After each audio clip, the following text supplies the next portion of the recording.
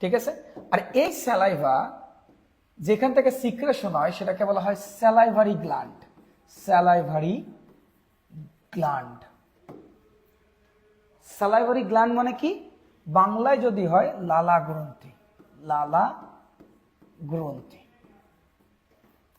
এই লালা গ্রন্থি টোটাল সংখ্যায় থাকে 3 জোড়া বা 6টি। পরীক্ষাতে একটু খেয়াল করে দেখো, যদি দেয় যে how many pairs of salivary gland is present in your mouth cavity, answer হবে 3 পেয়ার্স।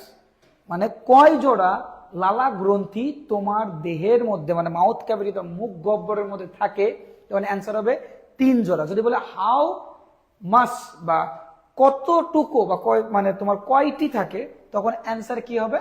6টি। কথা বুঝাতে পারছি? একটু খেয়াল করে অ্যান্সার দিও এমসিকিউতে। এখন এরা থাকে কোথায় আমরা একটা দেখি। হ্যাঁ,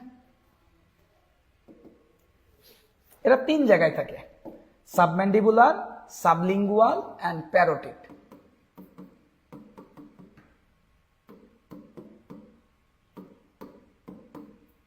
তোমাদের বইয়ের বাইরে আমি কিছুই পড়াচ্ছি না ব্রাদার, বইয়ের মধ্যে আছে সবকিছু, আমি বইয়ের বাইরে কিছুই পড়াচ্ছি না। হ্যাঁ, দেখো, দেখছো এই যে এটা একটা ব্যক্তির এই সব জায়গাগুলোতে থাকে।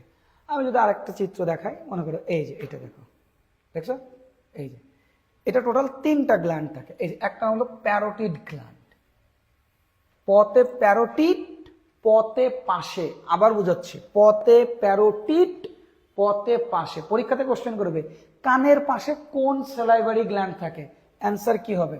Parotid gland. অথবা কোশ্চেন করবে কোন স্যালাইভারি গ্ল্যান্ড বা লালা গ্রন্থি বড় হয়, তাহলে অ্যান্সার হবে প্যারোটিড গ্ল্যান্ড। এরপরে কোশ্চেন করবে সাবলিঙ্গুয়াল গ্ল্যান্ড। লিঙ্গুয়াল শব্দের অর্থ হচ্ছে টাং, টাং মানে জিহ্বা, জিহ্বার নিচে কোন গ্ল্যান্ড থাকে? Sublingual gland. এরপরে যেটা আছে সেটা হলো সাব ম্যান্ডিবুলার, ম্যান্ডিবুলার সাথে যেটা থাকে সেটাকে বলা হয় সাব ম্যান্ডিবুলার।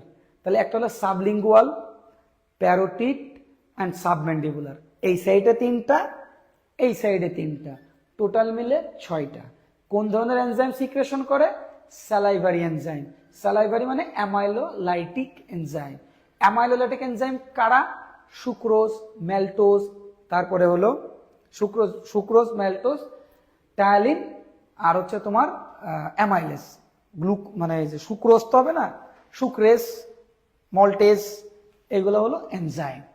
কথা ক্লিয়ার? তো